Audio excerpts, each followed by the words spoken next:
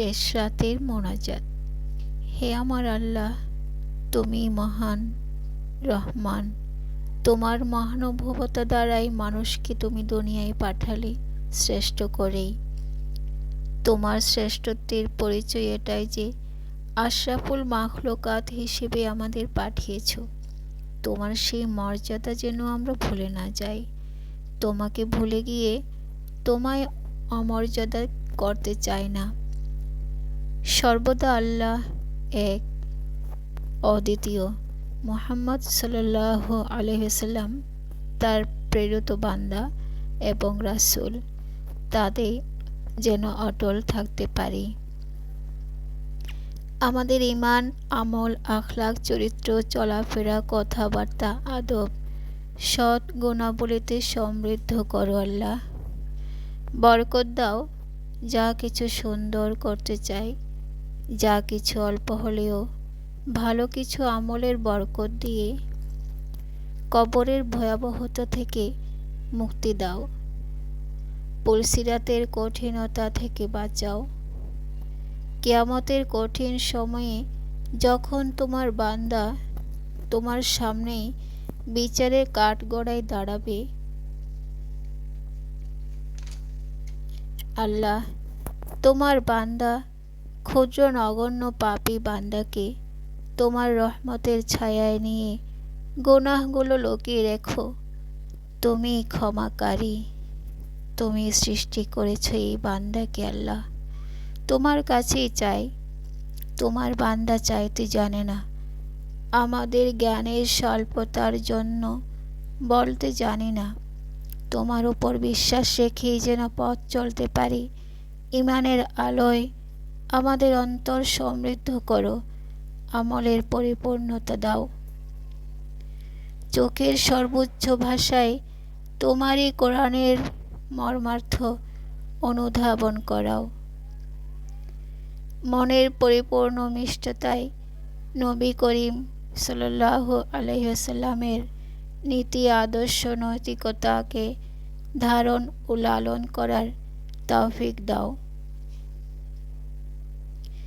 আল্লাহ, দুনিয়াবি আযাব যা কিছু আছে, সকল মোহ, গঞ্জনা, হিংসা, খারাপ কোনো কষ্ট, কোনো রকম পাপাচার যেন আমাদের কলুষিত না করে।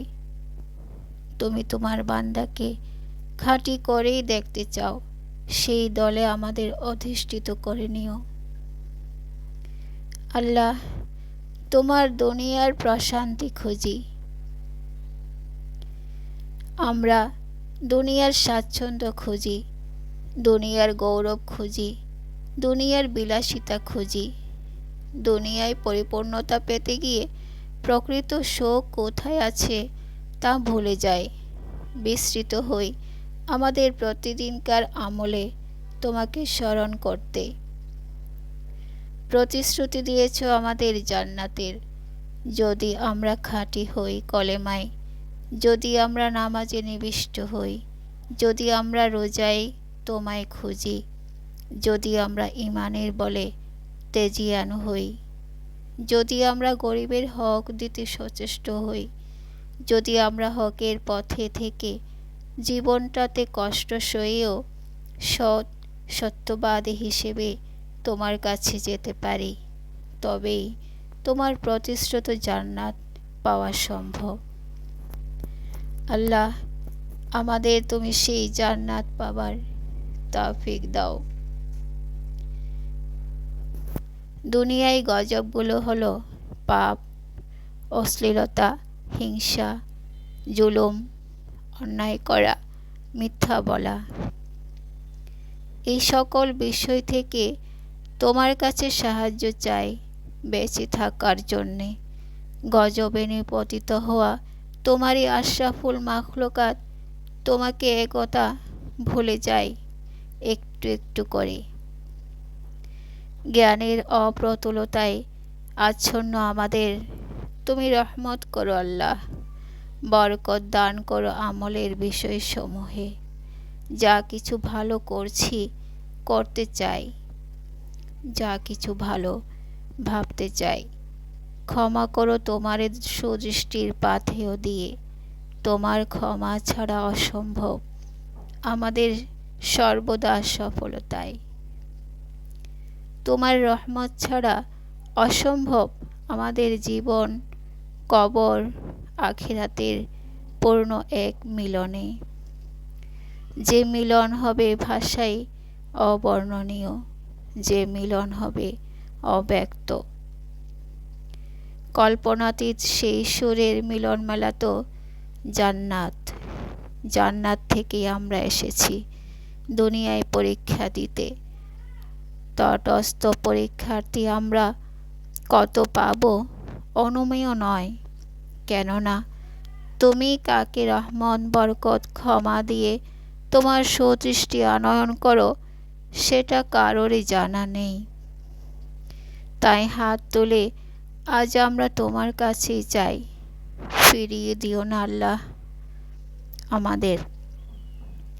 রমজানের সওগাত দিয়ে আমাদের তুমি ধন্য করেছ। সেই রমজান যেন জান্নাতের পাথেয় হিসেবে সকলের জন্য অনন্য এক দৃষ্টান্ত হয়। বন্ধুরা, তোমরা আমার সাথে হাত তুলে মোনাজাত করেছ তো? তোমাদের সকলের সুন্দর ভাবাবেগের সেই হাতেই যেন জান্নাতের সুবাতাস বয়ে নিয়ে আসে এই জীবনটাতে। আল্লাহ সকলের সুপ্ত আশাটুকু পূর্ণ করুন। দুনিয়ার আগুন ও জাহান্নামের আগুন সকলের জন্য মাফ করো আল্লাহ, আমিন।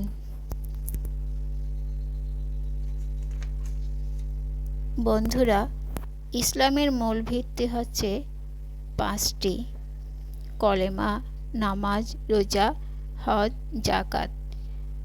কলেমা অর্থ আল্লাহ এক, অদ্বিতীয়, মুহাম্মদ সাল্লাল্লাহু আলাইহি ওয়াসাল্লাম তার প্রিয় বান্দা ও রাসূল।